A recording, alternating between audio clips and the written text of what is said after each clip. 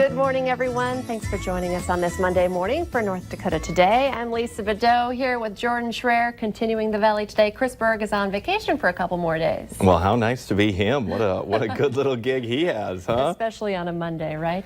A dreary Monday, too. It's a rough day. It was a rough weekend for so many people. And we do want to not ignore what everyone is talking about. The work week begins with overwhelming pain and loss. Separate gunmen in Texas and Ohio unleashed deadly sprays of gunfire over the weekend. The two mass shootings were just hours apart, and it killed a total of at least 29 people, wounded more than 50. Now, the first happened at a Walmart in El Paso, Texas on Saturday, where the gunman opened fire, killed 20, injured 26 others. Police say the 21-year-old shooter posted a racist, anti-immigrant manifesto online before that shooting. And just 13 hours later, a 24-year-old man opened fire on the streets of Dayton, Ohio, in the city's popular entertainment district. 9 killed, 23 wounded, including his own sister. Police say the shooting lasted about 30 seconds until they killed that heavily armed gunman. Now, President Donald Trump is expected to make a statement about the shootings here in just a little bit, and we will break into our show and into coverage on KX4 as well. To listen to it, we will also be streaming it live on our website. That's valleynewslive.com. You can also find it on our Facebook page, or if you have the Valley News Live news app, you will be able to see it there as well. So I think just you wake up on the weekend and one of those situations where you tell people that you're close to that you love them. Right. It's a good reminder. I think that kind of a situation because... and then at places, popular outdoor venue at Walmart, back to school shopping, it just, brings reality of what can happen. Yeah, because you take your family back to school shopping. Right.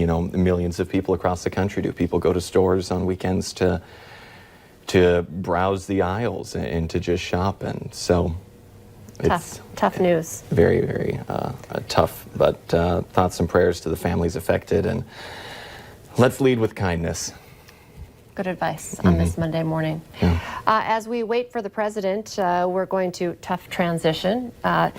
We're going to continue on with our show, and we do have several things planned for you today, including making some coffee, talking about moving, the ALS walk coming up, and once again, we're going to have a huge baseball team. Well, a super awesome Babe Ruth baseball team. Is that the ones from the Southern Valley that? Well, no, we had Wahpeton on, and now we have we had a under 12 team from DGF on, and today a Fargo team. Oh, it is a Fargo. Oh, okay, so right here in the Metro. About the baseball here as well, and following up on the weekend, Chris was off a couple days last week. You were supposed to fill in with me last Thursday. I felt like such a failure that I couldn't be there. I felt so bad. We had it all. I was going to be on NDT last Thursday. Yep, last Thursday. It was all scheduled. Abby was at WeFest. We were going to be here. We were going to be talking about country music. Everything was going to be great.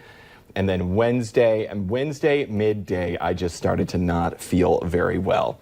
And we get ready to do the noon show, and I'm like, oh gosh, I'm just aching everywhere. Like my back hurts and my side hurts. And Lisa Green is like, maybe you're getting sick. And I'm a hypochondriac. And that's all it took for me to go over the downhill. edge.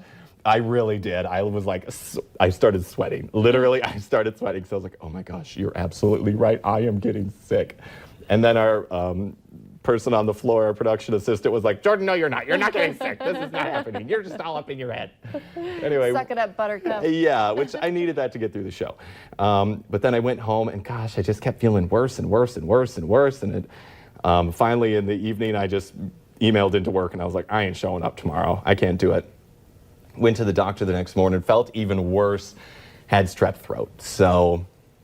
there we are. Didn't we just run a story on how summer colds are a real thing? People still get strep throat and colds and all that ickiness. So if anyone's going to get a bug in the summertime, it's Jordan Schreier. It is me, and I'm also paranoid. I always tell Lisa she's a carrier She has 2 kids, I'm and not they're getting around sick. I know other I need to kids. knock on wood here. I'm not getting sick, but I do have kids, so he calls And me then the carrier. we sit this far apart for like hours on end, and I'm like, I know I am getting sick from you and your children. I know that's what's no one's happening. had strep recently in my house, but they do. I know. I laugh, and I'm like, there's maybe a little truth to that. I don't know. I think your immunity is built and mine isn't, and so I just have this. But actually, I'm gonna, not to be TMI, I'm getting my tonsils taken out at the end of the month, and so I hear that's hard on adults. I also hear it's hard on adults. But I'm glad when it's gonna be done, because they are a pain right now, and so I mean, I'm here now. I'm medicated, prescription, and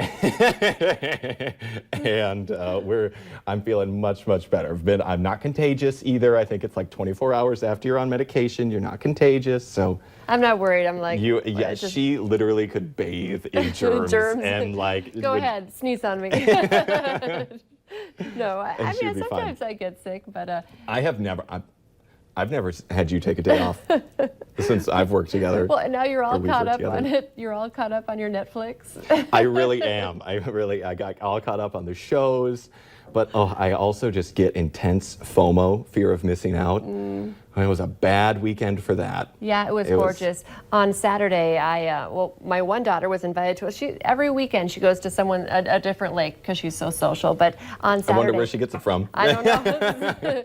We felt bad, so I was like, I need to go to the lake too because I got FOMO too. So, but actually Saturday, I didn't post it. My husband posted something on Facebook. It was my first. I have a motorcycle. I have my license. Took the lessons. It was my first long trip solo. This weekend, and I rode to Little Cormorant, and we took like the back roads because I was scared of taking Highway 10 with WeFest. It's a busy highway, Well, anyway, on a gorgeous Saturday. So we kind of did the back roads to the lake, and everything went really well. So now I feel like I'm a pro. No, I don't. Really She is going to be riding Sturgis. That bike to work 3 in the morning. Watch out, Fargo. There comes Lisa Bedeau down the streets. I do feel like it's a whole new level of, still riding in town's the scariest part, but. Yeah, riding out into Lakes Country was a big step for me on my motorcycle. Too. It was really, and it was a different view from, being in the car. I was like, look at all the fields and the water, Usually if I'm in the car and I'm not, I'm like this because I'm the passenger, not because I'm driving. Someone's driving and I'm just like not paying attention. So a whole new appreciation of the weekend as well. Okay, well, you know what? I think we're going to take a break and go ahead and start some of our great segments for today. So coming up next, we're actually going to be talking to a guest who we've had here on North Dakota Today before, a best-selling author, North Dakota-based, and all about rescuing animals. Oh, sounds good. Stay with us.